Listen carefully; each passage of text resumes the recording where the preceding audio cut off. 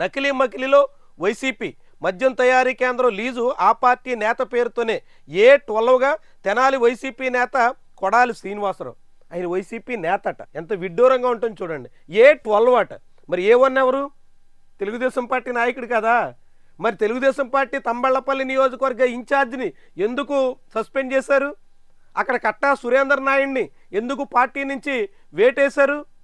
ఎక్కడో A1, A2, A3 వీళ్ళంతా Telugu Desam party ముఖ్య నాయకులు అయ్యి ఉండి తెలుగుదేశం పార్టీ నాయకుల కనుసన్నల్లో ఆ లిక్కర్ తయారీ యూనిట్ నడుస్తుంటే A12 మాత్రం వైఎస్ఆర్సీపీతో ఏదో ఒక పోలింగ్ బూత్లో సంబంధాలు ఉన్నాయంట. ఆంధ్రజ్యోతి రాస్తుంది. మొన్నటి ఎన్నికల్లో ఆయన పోలింగ్ బూత్లో వైఎస్ఆర్సీపీకి పనిచేశారట. అందుకని ఆ కొడాలి శ్రీనివాసరావు తెనాలి ఐతానగర్ చెందినటువంటి ఈయన వైఎస్ఆర్సీపీ నేతట. ఇంకా జగన్ కన్నా పెద్ద నాయకుడు అని రాయలేదు. వైఎస్ఆర్సీపీ నేత. ఎక్కడ? పోలింగ్ బూత్లో వైఎస్ఆర్సీపీ కోసం పనిచేసినటువంటి కార్యకర్త అనమాట.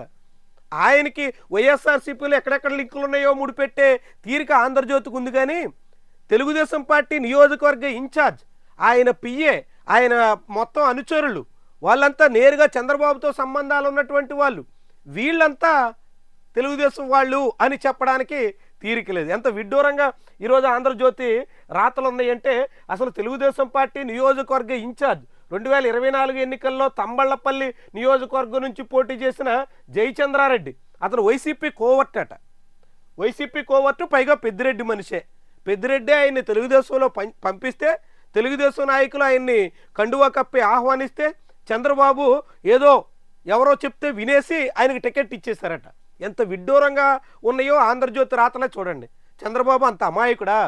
చంద్రబాబు పదే పదే చెప్పుకొస్తున్న 2024లో తాను చాలా వ్యూహాత్మకంగా పనిచేశానని, గతంలో ఏ ఎన్నికల్లోనూ పనిచేయనంత కష్టపడ్డానని, అభ్యర్థుల ఎంపిక దగ్గర నుంచి పోలింగ్ తేదీ వరకు చాలా పకడ్బందీగా సాగామని.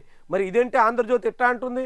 చంద్రబాబు ఒట్టి అమాయకుడు అన్నట్టుగా, చంద్రబాబుకి ఏమీ తెలియదు అన్నట్టుగా, ఎవరో చెప్తే టికెట్లు ఇచ్చేశారన్నట్టుగా ఆంధ్రజ్యోతిలో రాశారు. చూడండి, 2024 ఎన్నికల్లో టీడీపీ అభ్యర్థుల మొదటి జాబితాలోనే జయచంద్రారెడ్డి పేరు ప్రకటించారు. మురుసు కాపులు కులానికి చెందినటువంటి వాళ్ళని, మురుసు కాపులు తంబళ్లపల్లిలో ఎక్కువగా ఉన్నారని, కాబట్టి ఆయనకు టికెట్ ఇస్తే ప్రయోజనమని చంద్రబాబుని నమ్మించారు. చంద్రబాబుని ఎవరో నమ్మించారట. అంటే చంద్రబాబు ఎవరో చెప్తే నమ్మేసి టికెట్లు కూడా ఇచ్చేశారు. ఎంత విడ్డూరంగా ఆంధ్రజ్యోతి రాతలు ఉంటాయో చూడండి.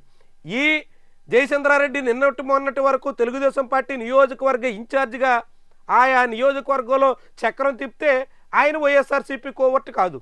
ఇప్పుడు ఆయన అక్రమ మద్యం కేసులో పట్టుబడిపోతే ఆయన పెద్దిరెడ్డి మనిషి, వైఎస్ఆర్సీపీ కోవర్టు, వైఎస్ఆర్సీపీ వాళ్లే పంపించి ఈ మొత్తం లెక్కర దందా అంతా నడిపించారు. ఎంత విడ్డూరంగా చూడండి. అంటే వైఎస్ఆర్సీపీ కోవర్ట్లతో టీడీపీ సాగుతుందా? వైఎస్ఆర్సీపీ కోవర్ట్లకి చంద్రబాబు కండువాలు కప్పి బీఫామ్లు ఇచ్చి టికెట్లు ఇచ్చి పోటీ చేయించి ఇప్పుడు ఏకంగా మంత్రి పదవులు కూడా వైఎస్ఆర్సీపీ నుంచి వచ్చినటువంటి వాళ్ళకి ఇచ్చారు. మరి వాళ్ళంతా కోవర్ట్లు అనుకోవాలా? ఇప్పుడు ఈ ఆంధ్రజ్యోతి రాతల ప్రకారంగా చాలా విడ్డూరం. అంటే దొరికిపోయేటంత వరకు తెలుగుదేశం వాళ్ళు, దొరికిపోతే వాళ్ళు వైఎస్ఆర్సీపీ వాళ్ళు. ఇదెక్కడి సూత్రీకరణ? ఇదెక్కడి జర్నలిజం? ఇదెక్కడి రీతి? తెలుగుదేశం పార్టీ ఏమైనా వాళ్ళు కోవర్ట్లని చెప్పింది, ఆంధ్రజ్యోతి అలాంటివి ఆపాదిస్తోంది, ఆంధ్రజ్యోతే రాస్తోంది. అంటే సోషల్ మీడియాలో ఎవరో మాకు సంబంధం లేదని ఏదో దులిపేసుకుని పోయేటట్టుగా ఆంధ్రజ్యోతి తెలుగుదేశం పార్టీ నియోజకవర్గ ఇన్ఛార్జ్, ఈ రోజుల్లో గెలిచిన ప్రతిపక్ష ఎమ్మెల్యే కన్నా ఓడిపోయిన అధికార పక్ష నాయకుడే చాలా పవర్ఫుల్ అన్నట్టు నియోజకవర్గాల్లో ఇన్ఛార్జీల మాటే చెల్లుతుంది. ఇన్ఛార్జీలు చెప్పినట్టే సాగుతూ ఉంటుంది.